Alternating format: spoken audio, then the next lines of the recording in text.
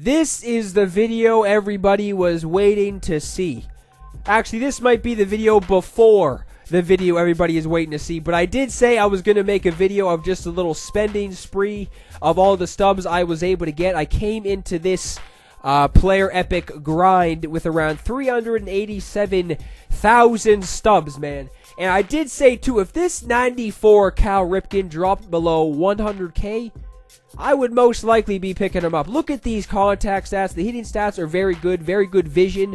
The fielding is definitely very good as well. 96 arm strength. You are throwing everybody out most likely with someone with that good of an arm over there at short. So that's good, man. I wanted to get this Ripken, so he was going for around 80-something K. That's not too bad. And I just didn't, do this player epic to get players just so I could fill out all these breako players to get Eddie Matthews. I actually got some players too who I am planning on using for a long period of time, like that Cal Ripken, like this Jack McDowell. Like I was saying, I wanted to get this Jack McDowell. Some people may look at this card and think it's not really appealing, but I don't know, man. 90 break for somebody with a splitter, that could be effective, I think, at least. And curveball, too. Maybe the curveball will also be nasty with 90 break. His Ks per 9 is also alright as well. But I did get somebody, too, who can possibly throw some heat. I did get this 91 overall Bob Feller. And honest to God, if this Bob Feller had a changeup, this would be a filthy card, man. I mean, still a filthy card in general, if you ask me. 91 Ks per 9 is definitely good. Anything above 90 for Ks per 9 is impressive. So 87 velocity, 85 break. So this is a very good card, man. Really the only problem is the walks per 9 and the control. That is a big difference in making it to, mid 90s, the high 90s or something, because I've seen a lot of cards who are low tier diamonds who are really good pitchers, and really the only difference from them and other cards will be the walks per 9 and the control. So we're going to have to wait and see how good I do with this Bob Feller, because I have been hearing a lot of people say they have done very well with that Bob Feller. I think I faced... Oh, wait. No, I didn't. I faced... Isn't there a flash... There's another version of Bob Feller in the game. I'm pretty sure it's a silver. I faced him in BR, I think. And even that card is alright for being a silver, too. So I'm just going to have to see how well I do with this Bob Feller.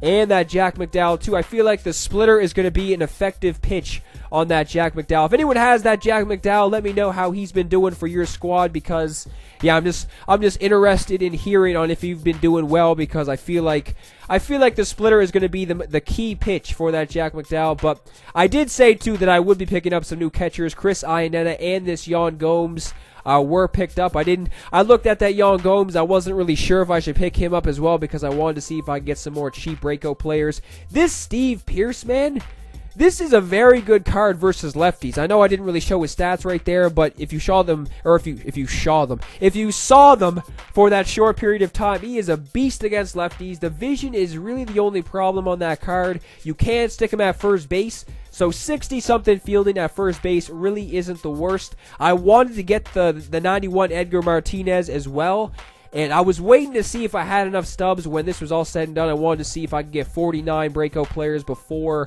I chose to get another diamond. Now, Edgar Martinez would be playing first base, obviously, if I did pick him up.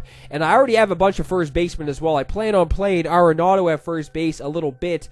Or maybe I'll just put Eddie Matthews at first base. I want to play Eddie Matthews at third for the first couple of games as primary position, just to see how well he does. And then eventually I probably will move him to first base. But still, man, even if I use Eddie Matthews at first base, there's another addition at first base, and I'll just be adding to all the first basemen I have, Joey Votto, and just plenty of other first basemen. If you've been seeing all my games, you know all the first basemen I have so far. But look at the stats, dude. Man, this is a nasty card, man. Hitting stats are ridiculous. 88 vision is amazing.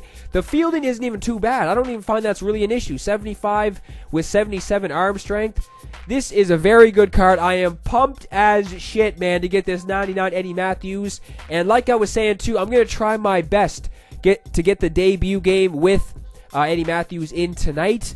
And if it is going to be up tonight, it will be very, very late. But I make no promises, because I had a bunch of stuff to do tonight. So if it's not going to be tonight, it will be tomorrow 100%. So that is most likely going to be the video everybody is waiting for. There's going to be a bunch of new additions in the squad, man. Cal Ripken and Eddie Matthews, obviously. I also had the flashback Coco Crisp in the lineup, too. I was thinking about putting him in the outfield, because I did have him in 16. And he is also a beast versus righties. Very good contact, very good vision, also has good speed and fielding.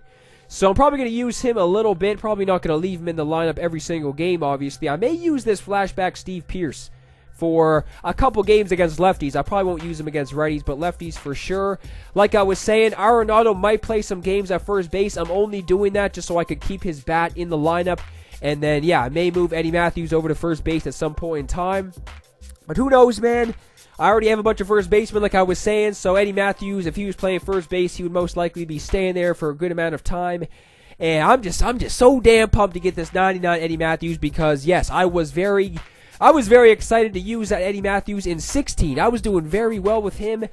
He was just going crazy off the bench. I remember he was probably one of the best pinch hitters I was using in that entire game.